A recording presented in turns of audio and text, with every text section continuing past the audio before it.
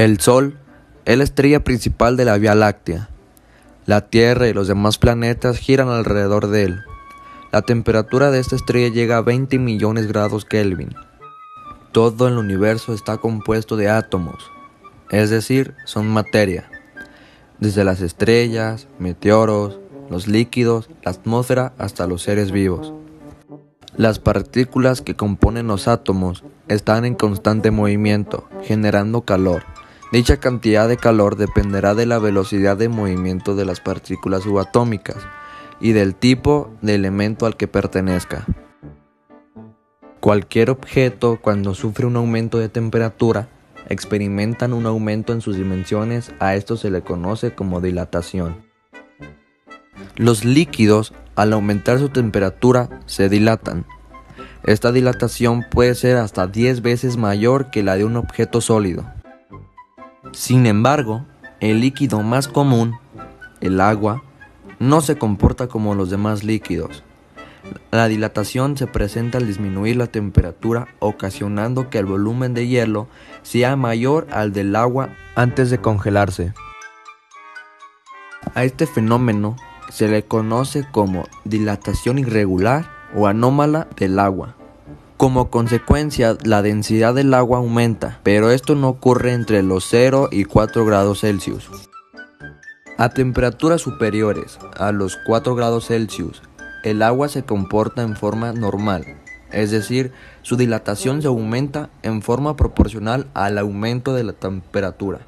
¿Qué tal? Soy José Alberto Becerra Uribe y les hablaré de la dilatación térmica. ¿Qué es la dilatación térmica? Es el aumento en las dimensiones de los cuerpos cuando se calienta. Pasa con casi todos los materiales, excepto con algunos que se expanden cuando se congelan, como el agua, entre otros. ¿Por qué se dilatan los cuerpos? Cuando un cuerpo aumenta su temperatura, las partículas se mueven más deprisa, por lo que necesitan más espacio para desplazarse. Es por ello que el cuerpo necesita aumentar su volumen. Estos fenómenos son especialmente importantes a la hora de fabricar determinadas estructuras, como por ejemplo las vías de los trenes. Las industrias que fabrican los rieles los entregan con una longitud de unos 12 metros. Es necesario unirlos generalmente abulunados para formar las vías. Durante el día la temperatura ambiente que puede llegar a soportar ronda en torno a los 40 Celsius. Dicha temperatura provoca dilatación en las vías, favoreciendo que en las uniones se provoca deformaciones.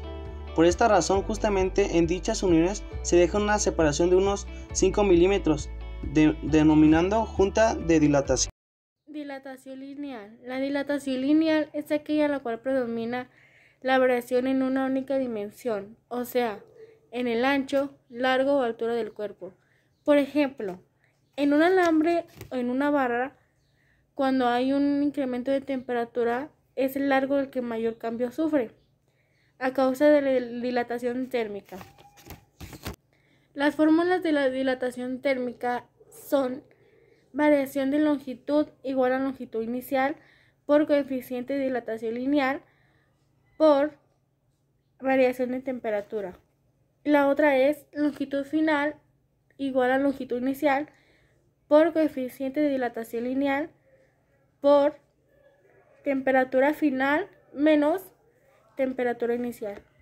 La otra es longitud final igual a longitud inicial por coeficiente de dilatación lineal por temperatura final menos temperatura inicial más longitud inicial. Dilatación superficial.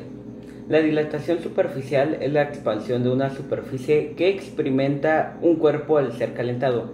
El fenómeno de dilatación superficial se presenta por lo general en placas metálicas o en láminas muy delgadas, donde podemos apreciar su espesor. En estas placas metálicas, al aplicarles calor, se produce su expansión de superficie o área, es decir, crecen un poco.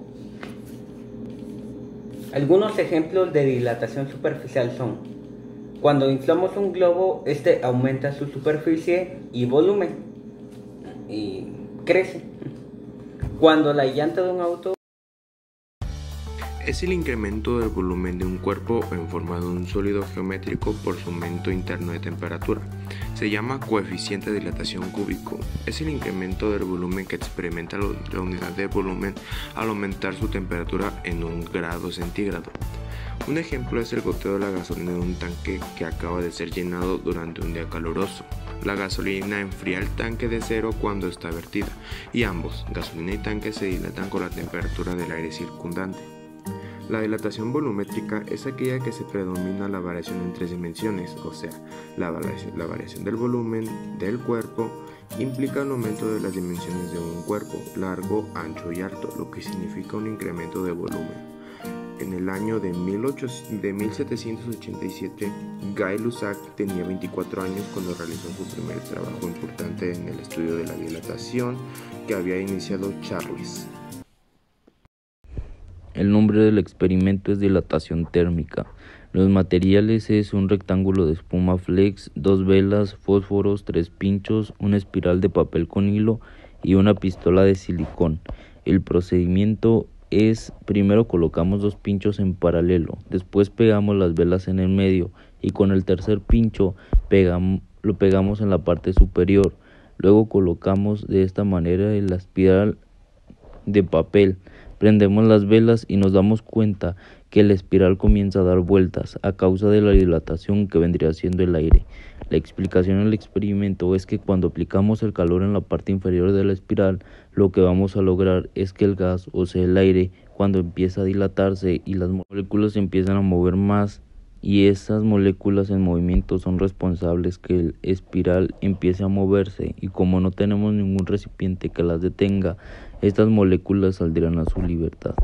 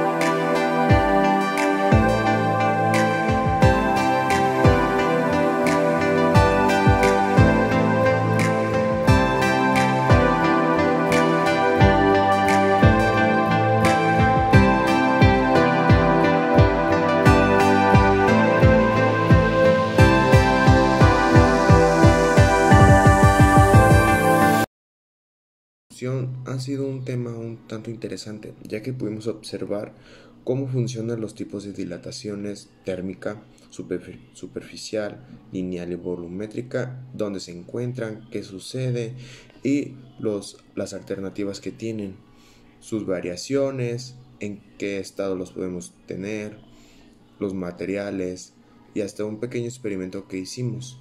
Es algo muy grandioso, ya que para la dilatación existen infinidad de cosas y podemos observar cada una de ellas con este experimento y con este video.